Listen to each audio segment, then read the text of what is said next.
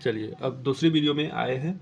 प्रस्तावना का पहला वीडियो तो आप लोग देख लिए होंगे, दूसरा में अब आए हैं जैसे आर्टिकल 1 क्या कहता है। तो आर्टिकल 1 कहता है, अनुच्छेद 1 कहता है जैसे भारत राज्यों का संघ, यानी भारत राज्यों का संघ है, राज्यों का संघ भारत है, ठीक है। तो ऐसे आपको इस तरह से तो क्वेश्चन आंसर नहीं आ सकता है, जैसे ऐसे आता है संघ का नाम, और राज्य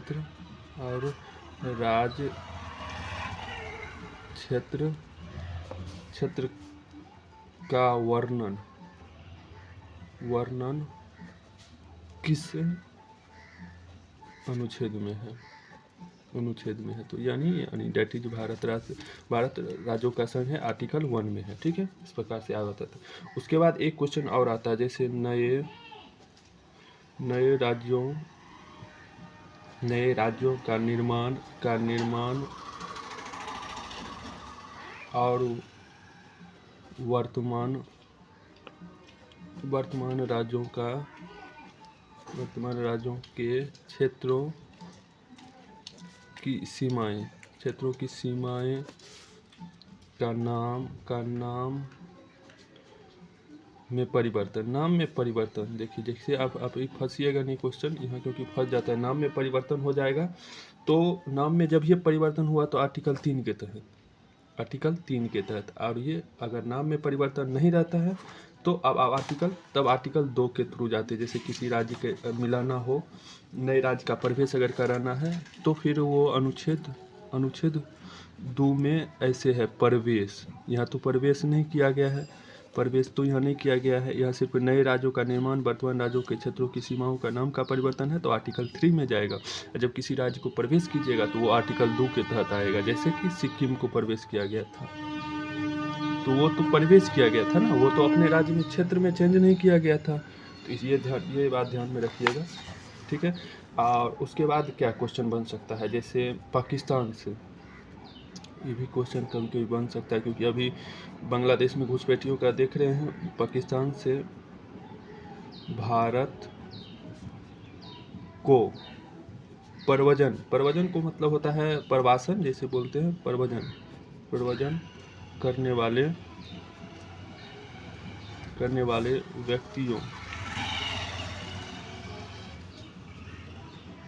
व्यक्तियों के नागरिकता। आपको ऑप्शन आ जाएगा जैसे यहाँ पे 6, तो इसका अनुच्छेद 6 में है। अनुच्छेद 7 बोलता है अगर आप पाकिस्तान जा रहे हैं तो उसके बारे में। जैसे 7 में आप ऐसे यहीं लिख लीजिए, पाकिस्तान जाने वाले, पाकिस्तान में भारत के नागरिक प्रव्रजन होता है, तो ये आ जाएगा 7। ये जैसे पाकिस्तान से भारत हुआ तो ये आ जाएगा 6, ये होगा पाकिस्तान जाने को 7, ठीक। इस प्रकार देख सकते हैं। और आर्टिकल 8 बोलता है देख ली तो कैसे हो गया, 3 हो गया, 3 4 में है, जो 4 में ऐसा कुछ भी नहीं कहा गया है। 4 में जब कहा गया है, जब आर्टिकल 1 2 1 तो नहीं 2, जब 2 3 में संशोधन करना हो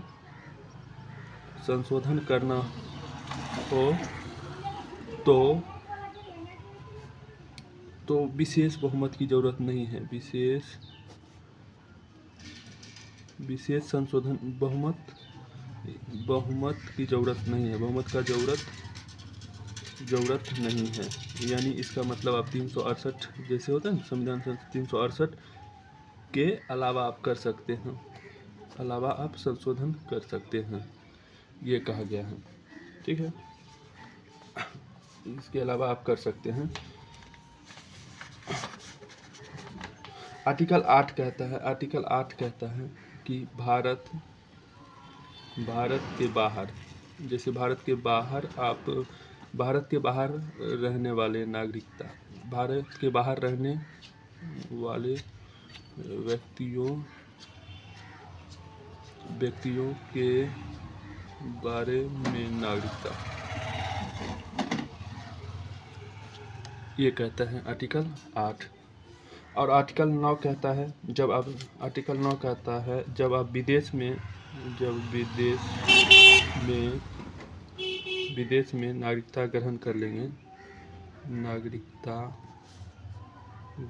कर लेंगे तो भारत का नागरिकता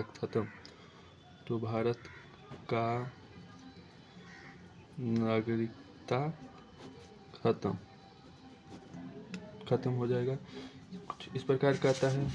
और 10 में है जो नागरिकता के अधिकार बना रहेगा, जब उसमें कहा गया है 10 में कहा गया है जो नागरिकता आपका कैसा बना रहेगा, नागरिकता कैसे बना रहेगा, इसके बारे में प्रावधान है। 11 आर्टिकल कहता है जब नागरिकता संसद द्वारा नागरिकता के अधिकार का विधि द्वारा विनिमय किया जा सकता है। अगर आप देशद्रोही काम करते हैं तो संसद आपको नागरिकता छीन सकती है। ये सब कहा गया। फिर मिलते हैं अगली वीडियो में।